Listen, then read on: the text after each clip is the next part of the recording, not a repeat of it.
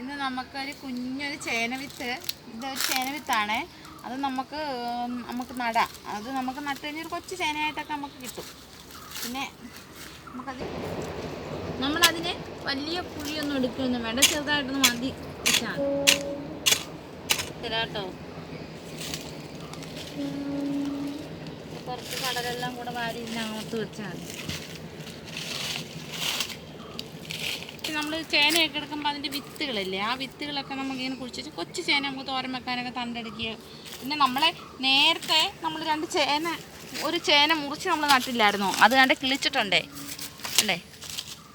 ഉണ്ട്, ഇത് കിളിച്ചിട്ടുണ്ട്. അവിടെ കിളിച്ചില്ല, ഇവിടെ 2 മൂട് നമ്മൾ നട്ടിട്ടുണ്ട്, അത് കിളിച്ച് വരുന്നേ ഉള്ളൂ. അവിടെ ഇതൊരെണ്ണം കിളിച്ചിട്ടുണ്ട്. പിന്നെ നമുക്ക് ഇന്ന് ഇങ്ങനെയൊക്കെ കിട്ടുന്ന നമുക്ക് ചെറിയ വിത്തൊക്കെ കിട്ടുമ്പോൾ ഇതുപോലെ കുഴിച്ച് വെച്ചാൽ നമ്മുടെ ആവശ്യത്തിനൊക്കെ എടുക്കാം. അപ്പോൾ എൻ്റെ വീഡിയോ ഇഷ്ടപ്പെടുകയാണെങ്കിൽ ഒന്ന് സബ്സ്ക്രൈബ് ചെയ്യുക, ഒന്ന് ലൈക്ക് ചെയ്യുക, ഒന്ന് സപ്പോർട്ട് ചെയ്യുക.